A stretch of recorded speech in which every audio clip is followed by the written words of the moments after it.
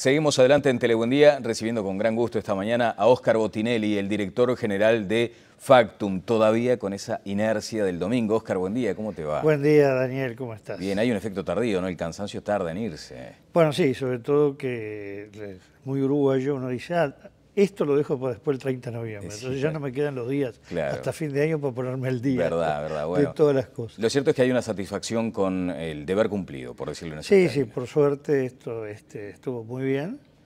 Se nota un gran silencio, ahora no se habla de las encuestadoras. Bueno, tú lo decías el domingo, ¿no? Un silencio que dice mucho.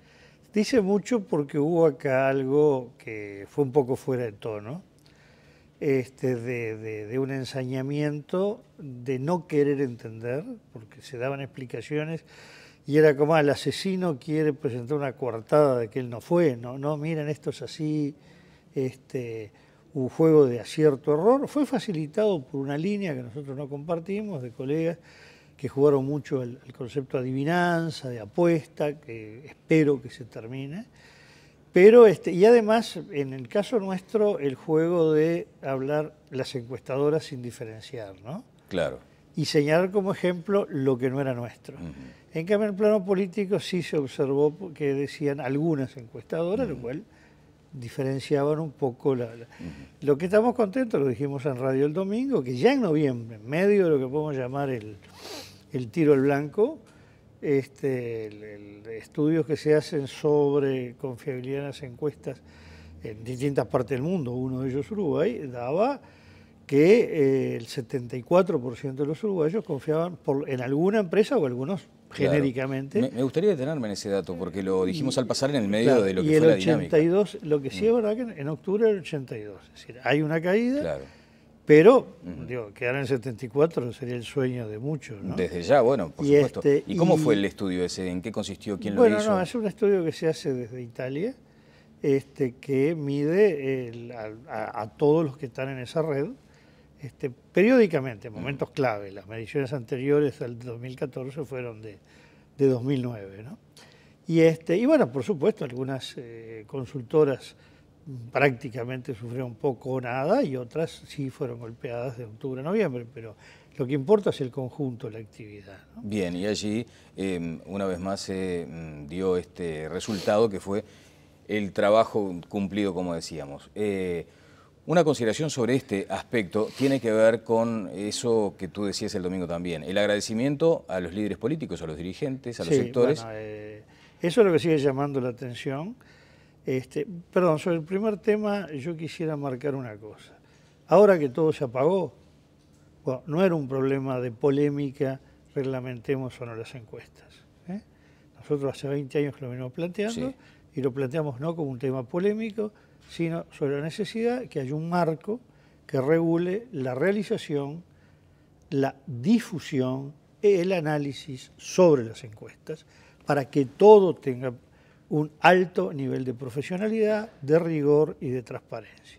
El planteo que hicimos enseguida el 26 de octubre, el 28 de octubre exactamente, lo mantenemos y convocamos a que se discuta el tema en el marco de muchas discusiones que tiene que haber, que hemos hablado varias ya, de reforma política. Sobre lo otro que tú hablabas, bueno, yo lo planteé el domingo aquí, Uruguay, de los países políticamente desarrollados, Uruguay está al tope en el mundo en confiabilidad y credibilidad de las elecciones, es de los países más confiables en cuanto al proceso en sí y lo más importante que es la legitimidad que otorga la ciudadanía. Nadie acá está discutiendo nada, ustedes, todo el mundo puede ver en otros países que la gente dice, hay que ver si no hubo fraude acá, allá, en el otro lado. En Uruguay eso no existe, pero que se sigue dando la paradoja que el anuncio de las elecciones no lo hace el Estado. En otro lado, el Ministerio del Interior, el Ministerio de Justicia, lo que equivale a Corte Electoral, Organización Electoral. Más aún, hemos visto que en muchos medios decían, después que se conoció el resultado de las elecciones, como si hubiera sido el anuncio oficial. Claro, después que se conoció el pronunciamiento de las consultoras. Y fue el pronunciamiento de las consultoras, ¿no? Y esto llama la atención. Se entendió mal cuando hablamos el 28 de octubre sobre el tema financiamiento, decía financiar las encuestas, no estamos hablando de financiar el anuncio de las elecciones, incluso financiarse el Estado a sí mismo. pero acá no solo no se financia, sino que después sale el Estado vigilante a llevarse una parte del costo. Bueno, claro. Es Sí, todavía el contrasentido. Pero este es un tema que es necesario hablar. Otra cosa es importante. ¿Cuál fue, por lo menos hablemos de Factum, yo no puedo hablar en general de los demás, ¿qué diferencia percibimos entre octubre y noviembre? Que se reflejó en el nivel de coincidencia entre las encuestas previas y el resultado final. Que no es un tema, se afinó porque se acertó más, no es eso. Y tampoco otra cosa, nosotros no cambiamos nada de la metodología. La metodología no varió. Fue exactamente la misma metodología, la misma técnica, la misma muestra. ¿Y era más fácil el resultado porque eran dos en carrera? No, el tema fue otro. El tema es que, lo dijimos acá en un análisis muy detenido que hicimos hará unos 15 días, que hacia el 26 de octubre, los últimos días, por lo menos la última semana, pero con mucha fuerza el viernes, sábado y domingo, hubo cambios importantes en el electorado, que vimos que, por un lado, el susto de que el Frente Amplio perdiera llevó a mucha gente que no quería en el fondo que hubiera un cambio de gobierno, a decidir votarse al Frente Amplio cuando estaba en su periferia, votando a Unidad Popular, al Partido Ecologista o al Partido Independiente. Por otro lado, del otro lado hubo gente que se cambió hacia el Partido Independiente desde Partido Nacional. El Partido Nacional sin duda tiene pérdida hacia el voto en blanco y hacia el Partido Independiente, y el Partido Colorado en los últimos días tiene también pérdida hacia el Partido Nacional y hacia el voto en blanco. Esto más o menos ya está avanzado en los estudios, y lo que se ve ahora con claridad es que hacia el 30 de noviembre ya el voto fue decantando naturalmente días antes y no hubo ningún corrimiento de último momento. Entonces hizo que, claro, las encuestas ya estaban reflejando. O sea, se consolidaba mucho más la cifra. Claro, ya era un clima estabilizado, Claro, ¿no? claro. La encuesta reflejaba un clima estabilizado con la incertidumbre que genera gente indecisa, propiamente indecisa, porque lo otro no es solo los indecisos que hay siempre, los indefinidos que hay siempre, Sí. sino los propios dudosos que se cambiaron. Acá los dudosos votaron lo que iban a votar. Entonces ese fue el cambio importante de comportamiento. Entonces esta fue una elección donde la gente ya estuvo predispuesta a votar desde bastante antes del 30 de noviembre. Y allí estaban los rangos que ustedes establecieron la semana previa. Exacto. Y en función de eso el resultado se dio tal cual lo conocemos hoy. ¿Cómo debe leerse ahora esta diferencia? Bueno, yo creo que lo más importante, primero porque tenemos mayo por delante, pero es lo siguiente, en la relación Frente Amplio partidos tradicionales, realmente geográficamente ganaron en octubre los partidos tradicionales, es decir, obviamente Montevideo y Canelones son casi el 60% del país, y ni hablar Montevideo, Canelones, Salto y Paysandú, pero territorialmente dominaron los partidos tradicionales. Hoy el Frente Amplio retuvo los 4 departamentos que superó los partidos tradicionales. Los partidos tradicionales mantuvieron la preeminencia de 7, que se puede decir del centro hacia el este del país, con la excepción de Rocha. Y luego hay 8 departamentos en que cambia la mayoría. Habiendo sido mayoría los partidos tradicionales, el Frente Amplio gana, o Vázquez le gana a la calle Pou, en Rocha, en Cerro Largo, Rivera, Artigas, es decir, un poco la frontera con Brasil, y el suroeste, ¿no? Río Negro, Soriano, Colonia y San José.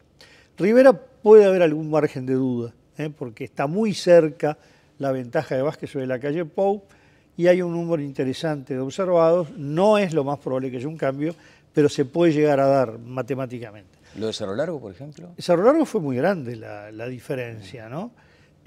Ahí se observaba ya un clima de blancos que no estaban muy de acuerdo con la candidatura presidencial, y que eso avisoraba la posibilidad de pérdida sobre todo hacia el voto en blanco. O sea, esa rebeldía arachana, digamos, también se puso de manifiesto en alguna medida. Sí, bueno, porque esto anticipa lo que viene ahora.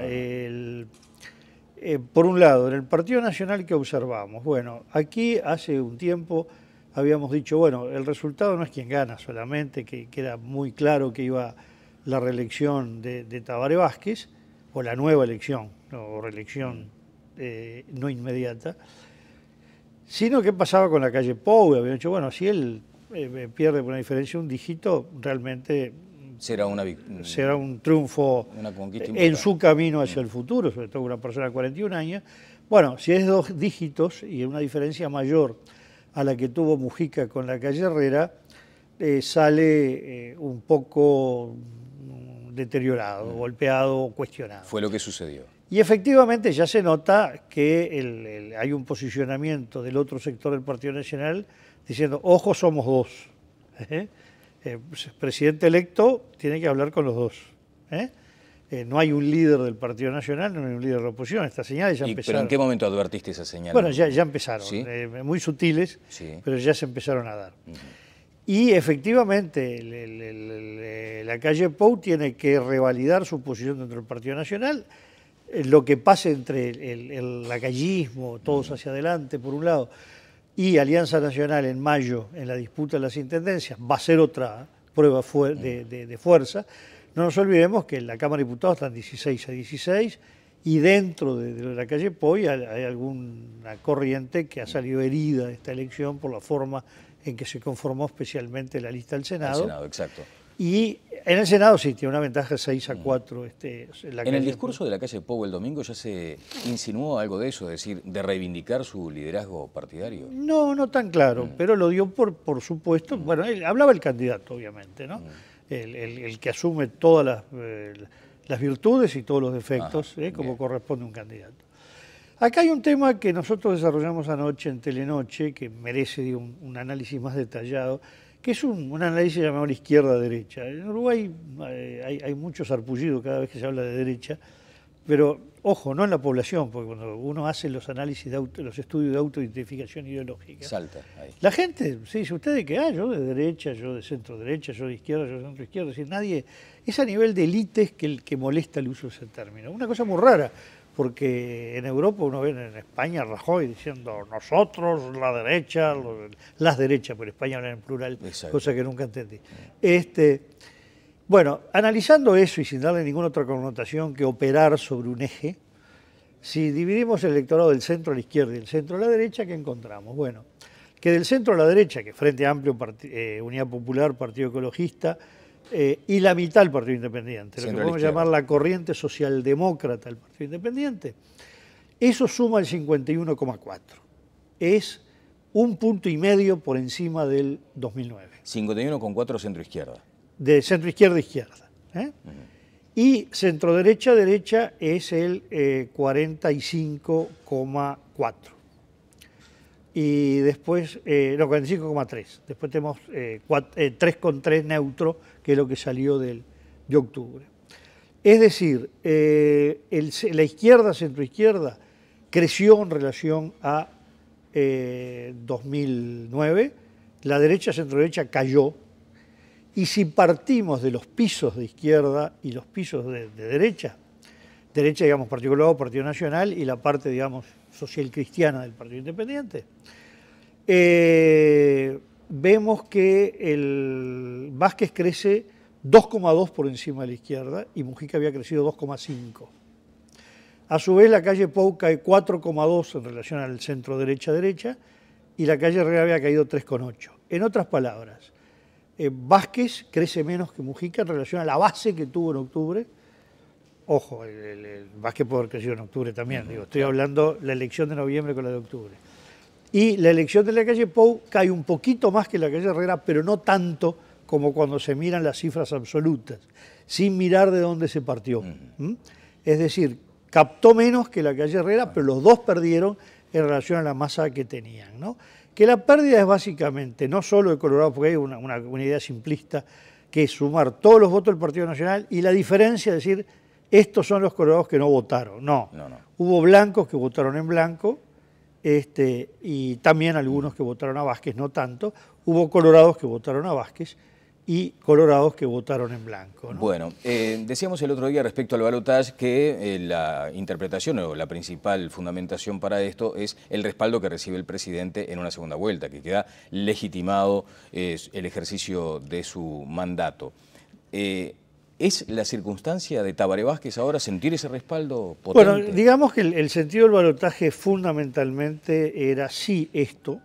Había una teoría que los presidentes llegaban un poco débiles al tener un voto directo bajo. Yo nunca compartí demasiado eso, porque el que votaba el Partido Nacional y dentro del Partido Nacional a Carlos Julio Pereira no por eso había dejado votar al partido que había ganado la presidencia. Lo mismo en el Partido Colorado, el que había votado uno y ganaba el otro. Porque en definitiva el voto en Uruguay es un voto muy altamente partidizado. Cuando uno pregunta a la gente que vota, es muy poca la que dice a fulano. La gente, sobre todo cuando falta un poco para las elecciones, la gente dice yo voto Frente Amplio, Partido Nacional, Partido Colorado. El partido es lo que surge primero cuando la gente expresa el voto. Recién al final aparece el nombre. Es más en la gente más indefinida, más abierta, menos despartidizada. El sentido fundamental del balotaje es asegurar que haya una cierta correspondencia entre lo que conforma la mayoría parlamentaria y la elección del presidente. Aún así, bueno, Vázquez siente un respaldo directo que lo ha hecho manifiesto, sobre todo que él está manejando como una, cuando se ve los discursos que ha dado, él aparece como una continuidad en relación a su primer gobierno. Hay poca mención, poca referencia al gobierno de Mujica.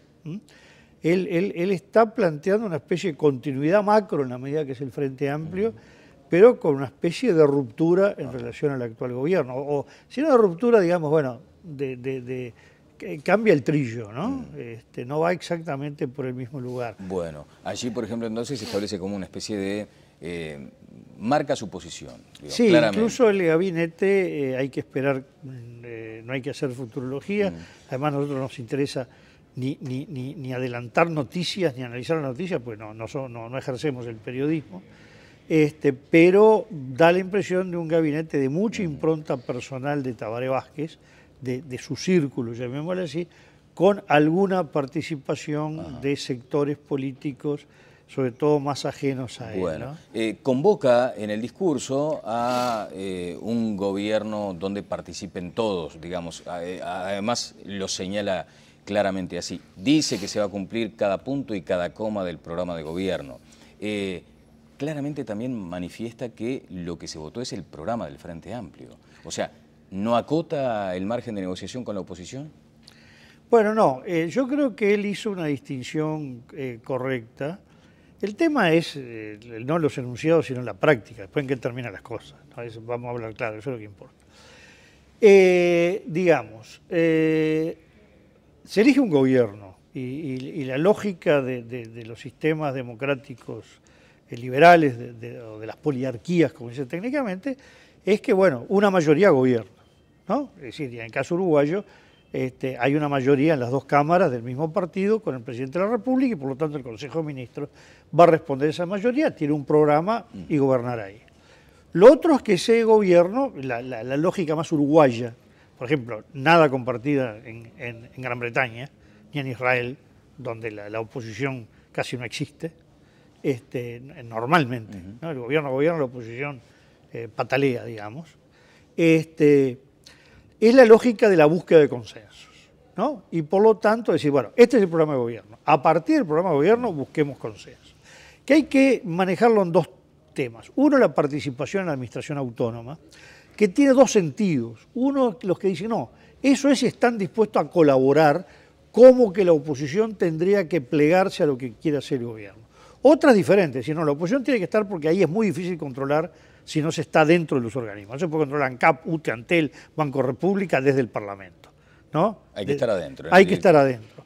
Y de alguna manera también aportar. Cuando uno ve cómo se manejan los entes autónomos, las votaciones divididas son pocas. Sí puede haber en temas claros, estratégicos, sobre todo cuando tienen algún tipo de connotación ideológica. Pero normalmente los directorios funcionan por unanimidad. Lo que importa es si hay o no, y esto va a ser lo fundamental, la idea de construir algunas políticas de Estado, como se elaboraron documentos en este gobierno. Es decir, hay una serie de temas, yo señalo los que aparecen naturalmente, no quiere decir que haya voluntad política, eso se verá. Sin duda Uruguay necesita una política de Estado más compartida en materia de seguridad, en materia de educación, que Uruguay tiene que encarar el tema educativo, En tema de infraestructura, Uruguay tiene problemas importantes en infraestructura, en materia de vivienda y en inserción internacional del país, que es un tema que a veces cuando se habla de inserción internacional se habla del comercio, no, es mucho más grande, que abarca fundamentalmente lo económico y fundamentalmente lo político, que no son separables. La inserción internacional es todo un entramado en que Uruguay viene con oscilaciones, dentro de una línea macro se puede decir, pero con oscilaciones importantes. Ahora, política de Estado quiere decir varias cosas. Primero, consenso, lo cual, sí, ahí nadie puede decir yo porque soy hoy un poco más que los otros, implica que tiene que ser mi línea. Claro, impone la línea. Tiene que ser un punto de síntesis y de convergencia en lo que represente por lo menos el 90% del país. Y segundo, el otro sentido de la política de Estado no solo es el consenso, sino la continuidad. Es decir, bueno, este es un país, en general se sostiene que los países pequeños, y especialmente en el plano que requiere relaciones hacia afuera, que Uruguay lo requiere en muchos planos, porque un tema de infraestructura del Uruguay está vinculado también a lo exterior y a la recepción de inversiones, al recibimiento de inversiones. Es decir, son pocos los temas que son totalmente internos. Bueno, que Uruguay le asegura a sí mismo, se asegura a sí mismo, pero le asegura al mundo decir, bueno, en estos temas existe la seguridad. Claro, de que no va a haber una refundación cada 5 años. Claro, que cada 5 años va a haber ajuste de rumbo, primero porque siempre la realidad lo impone, claro, pero también porque, bueno, por algo se vota y se puede ir más hacia acá, más hacia allá, pero no que se gira 180 grados cada vez que hay un cambio de gobierno. Eso en general es de política de Estado, y ahí va a ser muy importante el talante negociador de todos, ¿no? Porque nunca hay casamiento si uno dice sí y el otro no. Y en esto el talante negociador, Mujica demostró este gobierno por lo menos mayor concreción en los acuerdos que lo que había demostrado el gobierno Vázquez, pero era una peculiaridad. Cuando el Frente recién estrenaba el gobierno, siempre las segundas presidencias vienen con un bagaje de mayor experiencia que una primera. Entonces hay que ver cómo se relaciona el presidente electo de la República con la oposición y cómo va a ser el juego dentro del Frente Amplio entre una mayoría parlamentaria que responde esencialmente a Mujica, perdón, la mayoría de la mayoría, ¿no?, que responde a Mujica, y un presidente de la República que tiene un poder por sí mismo, claro, que quiere hacer un gabinete en muchos aspectos ligado a su persona, pero que tiene un bajo respaldo en la bancada mayoritaria. Bueno, ese va a ser la tensión interesante que va a haber ahí. Lo hemos considerado acá, además, a ese punto. Óscar, muchas gracias. Bueno, gracias a ti. Hoy estamos culminando el ciclo electoral nacional 2014. Bueno, después vendrán las municipales. Sí, no, acá las elecciones son eternas. Exacto. Muchas gracias. Óscar Botinelli, director general de Factum. Pausa y seguimos adelante. En minutos estará el señor presidente de la Unión de Exportadores, Álvaro Queijo.